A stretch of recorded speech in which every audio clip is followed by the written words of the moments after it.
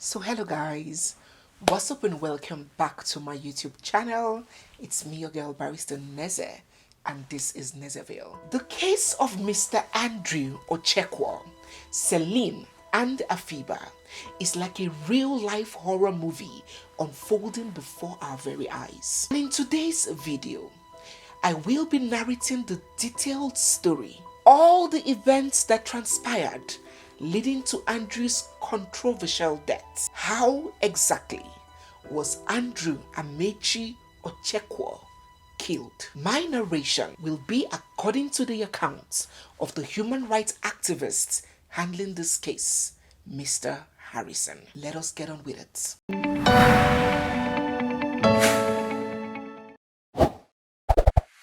So Mr. Andrew had previously established contact with Celine about 2 years ago. Somehow, they never got to meet. So recently, he reignited the conversation. He chatted her. "Hi Celine, not sure that this is still your number, as we last chatted on here like 2 years ago." Celine responded, "Hey Andrew, good afternoon. I'm cool. And you?" He said, "Oh nice. I'm good too. How is your friend?" Celine responded, "She's cool." He then proposed a threesome arrangement with the two ladies, and then Celine proceeded to negotiate the costs of their services. The chat goes, Mr. Andrew said, "Nice. So about what I was saying about both of you coming over and keeping me company for a couple of days, how much will it cost me?" And then he put up a smiling emoji. Like, "Come Saturday and leave on Monday." She responded, "Because of you, 1 million for the both of us." And then Mr. Andrew disagreed a little. He said, "Oh wow, that's a lot for 2 nights. Listen, Mr. Andrew was very smart and scheming. He was no novice in this business. He knew that agreeing right away to Celine's proposal of 1 million naira for a threesome for 2 nights will definitely arouse suspicion in Celine. And so he had to throw in some banter, some back and forth, some negotiation. And so they bargained and reached an agreeable position suitable for all the parties involved. Mr. Andrew sent the sum of 100,000 naira to Celine's account for transportation. Oh, he sent the perfect enticement. Not too little to make them ignore, and not too much to have them eat and clean mouths. He sent just the right amount to show off, just the right amount to pass the message of a rich guy. 100,000 naira for taxi, just the right amount to make their mouth water, to make them yearn for more, and to get them to come. It was like cheese in a rat's trap. Afiba was consequently notified by Celine of the closed deal with Mr. Andrew. And so she came in from Ghana to Lagos to Owerri and to Port Harcourt, where she met up with Celine. They chartered a taxi and then hit the road to Aba. Mr. Andrew did not give them his address. Listen, when I tell you that this man is a pro, believe me, he couldn't risk them disclosing his address to their friends or having the taxi man that would bring them know his place of residence. He gave them a hotel address, and when the taxi man dropped them there, he then went to pick them to his house. They got to the home of Mr. Andrew on the 27th of April 2024. Some other victims may not put up a physical fight. Some of them leave clues and pieces of the puzzle behind to help uncover their deaths. And we may say Celine did so, because when she got to Mr. Andrew's house, she videoed around and sent it to her friends in Port Harcourt, making them know that she has arrived at the place and this is where she was. And the next text they got from her, the next text, which will become the last text, was a short one. It said, "We have been kidnapped." Celine and Afiba's families were notified of the development and they began looking for their children. They took the matter straight to Aba and reported to the police there in Abia State. Reporting Mr. Andrew Amechi to the police was just like reporting a last born to mommy. The police in Abia could see no wrong in Mr. Amechi. He had them under full control in his palms. Listen, Mr. Andrew was very connected. He exerted a considerable amount of influence on the police in Abia State. But since the complaint was official, they visited Mr. Andrew's house. It is reported that when the police announced themselves and tried to gain entry into the house, Mr. Andrew refused. He declined opening up for them. They managed to convince him to open the door, and when they got in, they searched the house. Right there in Mr. Andrew's house, Celine's bag was found. Her mobile phone was found. A gun was found. And other implicating evidence were also found, including Celine's debit cards. When they gained access to Celine's phone, her SMS alerts to check her banking transactions, it was seen that a sum of 1 million naira was deducted from Celine's account and transferred to the very same account that sent her that 100,000 naira transportation to come. Some religions say the devil gives with one hand and takes with the two. So he sent Celine 100,000 naira for transportation and he took 10 times back what he had sent. But that was not the only thing he took. He took something even much more priceless than money. So Mr. Andrew was taken into custody and this case was being handled by the anti-kidnapping unit of the Abia State Police Command. While in police custody, Mr. Andrew was treated like a king on vacation. He admitted that yes, Celine and Afiba came to his house. They had a business transaction and they left. That he doesn't know where they are. So he was treated like a victim instead of a suspect. Remember that the police in Abia State had accused these ladies of self-kidnap. They shushed their families and told them to their faces that those girls have feigned their kidnap. We know them, these girls of these days, don't mind them. They want to extort Mr. Amechi. They feigned their kidnap. That was the conclusion that the police had drawn from this whole thing, or shall I say had chosen to draw. And so Mr. Andrew was getting a king's treatment while in their custody. He had access to his phones. He had access to data and internet. He was comfortable. Mr. Andrew spent 2 weeks in custody. 2 whole weeks. 2 whole weeks of time that we did not have in custody, and the police could not get him to speak on where those girls were. When the families of these girls saw that their help will not come from the police, they had to try other means. Time was going fast. Time was of the essence. They tried social media.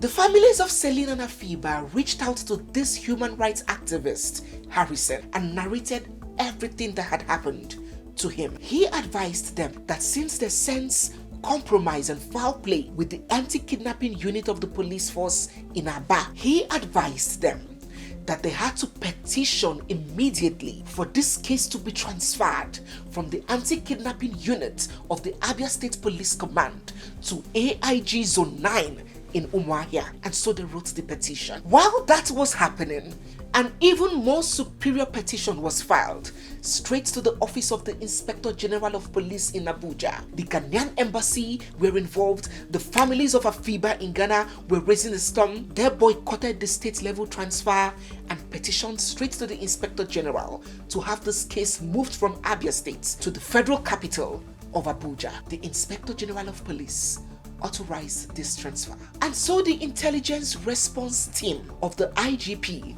left Abuja and came to Abia State to pick up the case file and to pick up the suspects. And confusion broke out when the police in Abia State refused to release both the suspects and the case file to an even more superior authority of the IRC team. They insisted that the case was already under investigation and they were already handling the matter.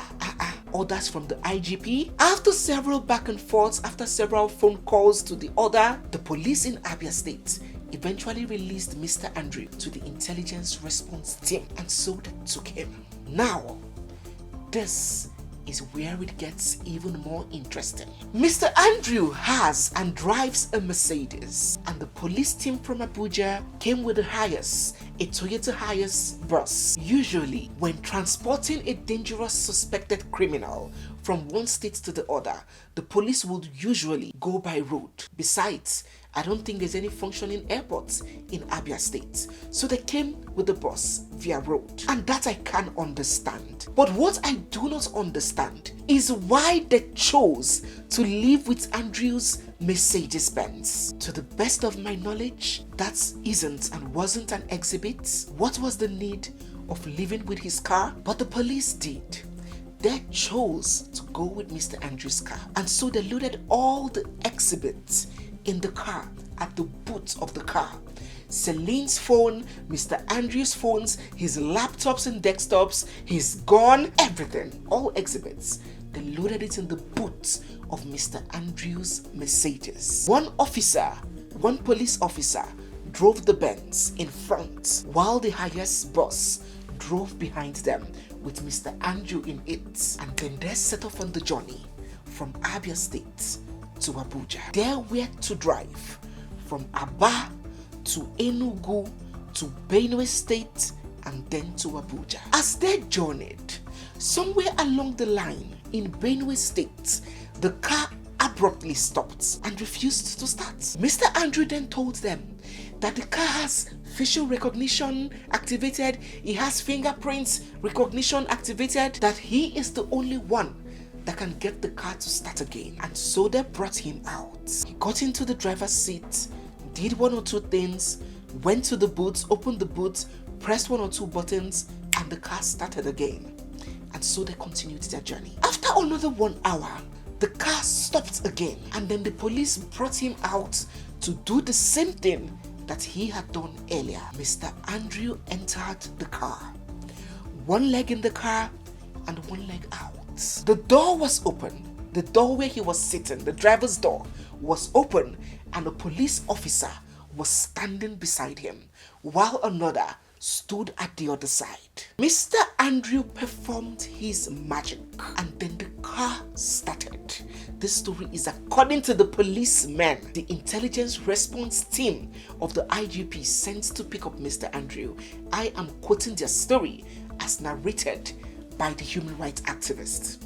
So when this car started, Mr. Andrew told the police officer standing beside him to go close the bonnet, and as soon as the officer stepped out a few feet to close the bonnet, he accelerated. Zoom! With the speed of lightning, the greatest force, he accelerated away from them. And that was how the escape began. They said that their Toyota vehicle couldn't level up to the speed of a Mercedes. And then they started making phone calls, calling patrol teams, notifying all police units that there is a man on a Mercedes-Benz trying to escape, a dangerous criminal, and he was armed. Remember that the gun and all other exhibits were in the boot of that car that Mr. Amechi had allegedly made away with. It is reported that in the process of escaping, Mr. Andrew brought out his phone. You remember the phone was also part of the exhibits in the boots? He brought out his phone, put it on, and started making phone calls frantically, telling his friends that he's trying to escape, that he needs help. A friend of his, identified as Mr. Ben, has now granted an interview admitting that Mr. Amechi called him on that fateful day, asking for his help, that the police are on his trail, he is trying to escape, and Mr. Ben said he told him to surrender to turn himself in. But Mr. Amechi said no over his dead body. He kept on running. It is said that in that top speed of trying to escape, he ran into a checkpoint and that he made to reverse to run back the other way, and then they opened fire on him, spraying his car with bullets and killing him instantly. Pictures of his body punctured by bullets are already out on the internet. Due to YouTube community guidelines, I may not be able to post it here, but you can follow me on Twitter at Nezeville. There the guidelines are a little bit relaxed. You can follow me on Twitter at Nezeville to see these pictures yourself. And so he was moved to the mortuary, and pictures of him in the mortuary has also made it out to social media for everyone to see. So many questions to ask. This story sounds like a script from a Nollywood movie, but I will not ask the questions myself in this video. I would like to ask you, what do you think about this story being sold to us by the police? And even more irritating, even more infuriating is that up till now that this video is being shot, the police has still not come out to give out an official press statement, an official press briefing of what's happened, of how a man in their custody, a suspected killer in their custody, just died. The police has still not addressed us officially. Talk about a country that takes its citizens for granted. So what do you think, guys? Do you believe this story, or do you think that there is more? Is it your opinion that truly Mr. Amechi may have tried escaping and was gunned down, or do you have that gut feeling that he was assassinated? Some people even have a different theory altogether. This third set of people say that Mr. Amechi is still alive, and even with the corpse that was shown, they're content that that is just a body double, that Mr. Amechi is still alive.